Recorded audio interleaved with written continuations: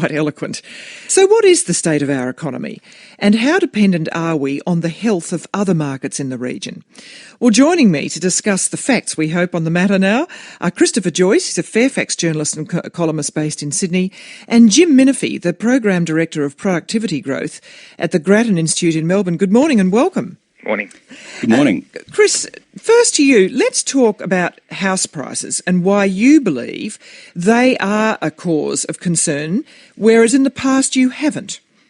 Yeah, sure, Geraldine. I mean, basically we've seen that in response to the lowest borrowing rates in Australia's history, that the RBA has generously given consumers quite a strong rebound in the housing market. So in Sydney, house prices are up 8.6% in the first 8 or so months of this year. As you mentioned, auction clearance rates are back around boom time levels. Nationally, house prices are growing at almost twice the rate of wages growth.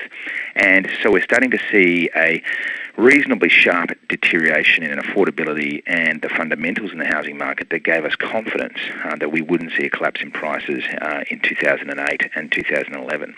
The real concern is that the entire financial system, and particularly the major banks, are desperately incented to maximise credit growth to try and maintain the profitability levels that prevailed prior to the crisis.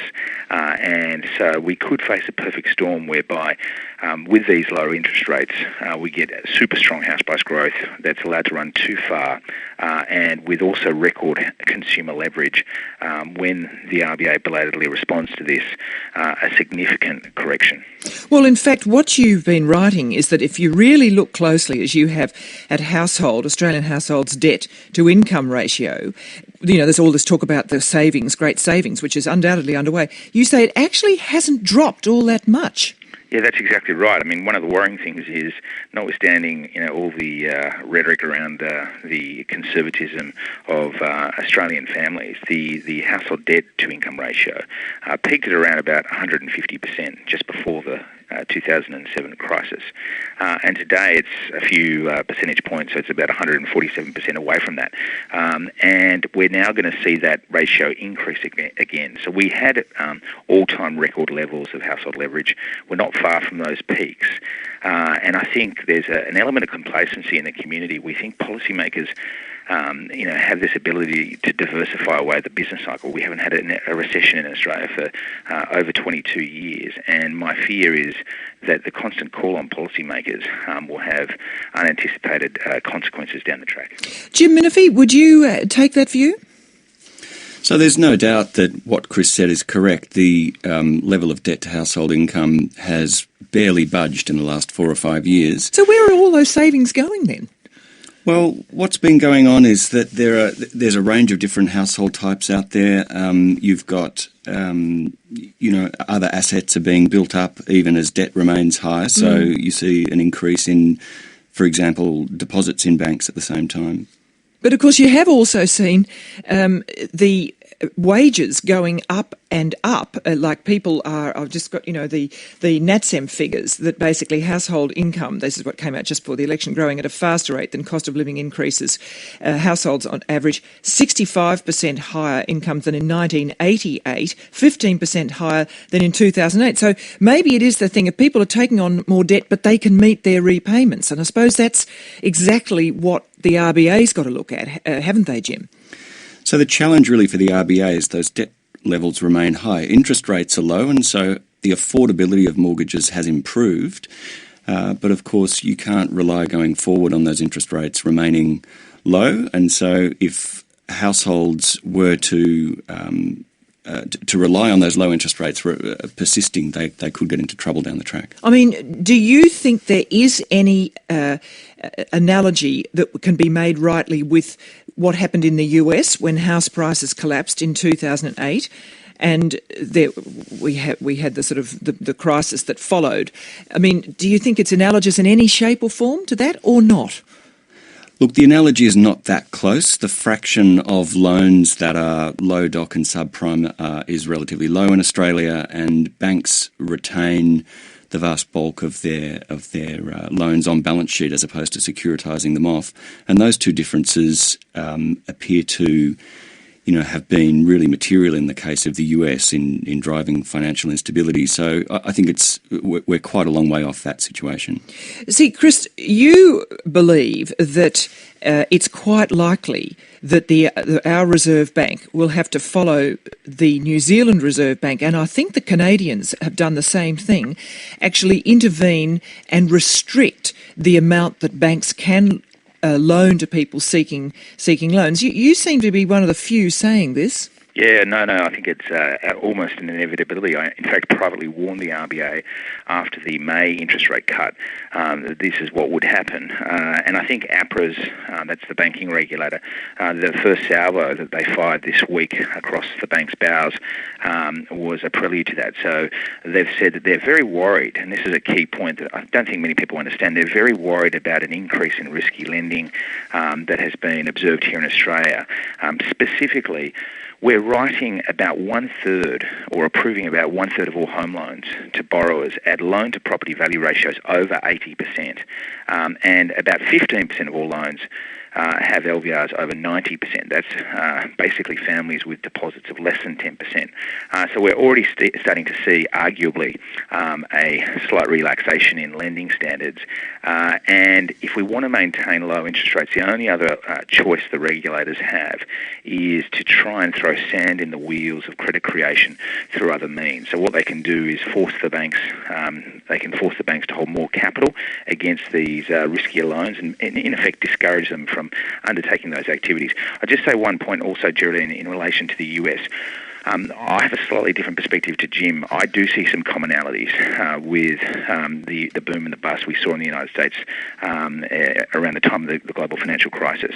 The US Federal Reserve was excoriated by the RBA for keeping rates too low for too long. And that was, they argued, one of the key drivers of the boom that in turn led to a deterioration in lending standards and the growth in subprime loans. Jim's right, we don't have a subprime market anymore here in Australia, and we don't do securitization a hell of a lot.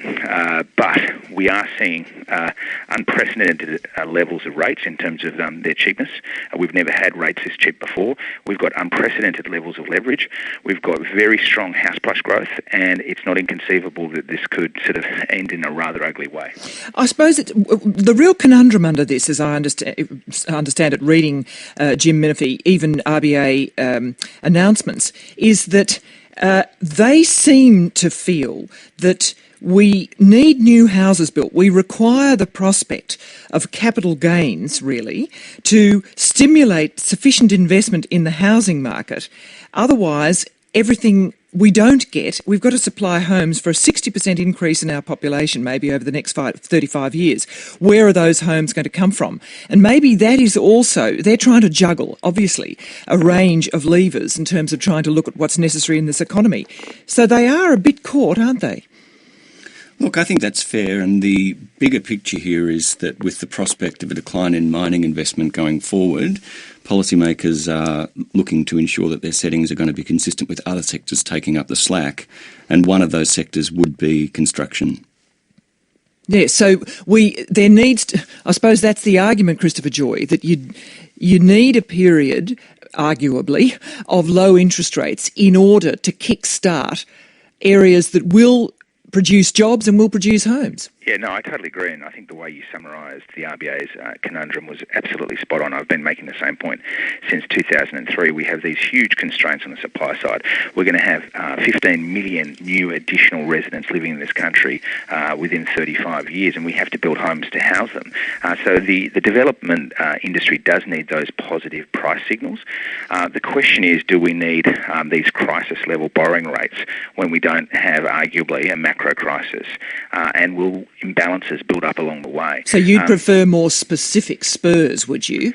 Yeah, you could provide, for example, other incentives for that industry to invest scarce capital in the production of new homes.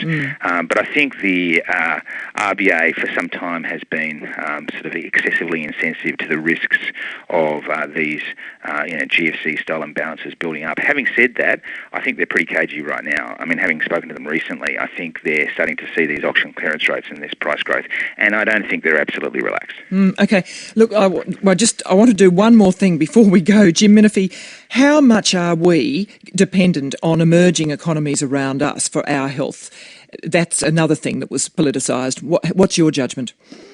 Well, there's no question that commodity exports are about half in dollar terms of our exports currently, and that's likely to continue. So the major customers for those commodities make a huge difference to our income. In that respect, you can be reasonably confident that China's going to continue to grow. Some of the other emerging economies are looking a little wobbly. India, Brazil and Indonesia and so on have had some, I suppose, have been risk-upped, as it were, in recent months. And there's, a whole external environment that Australia needs to adjust to going forward.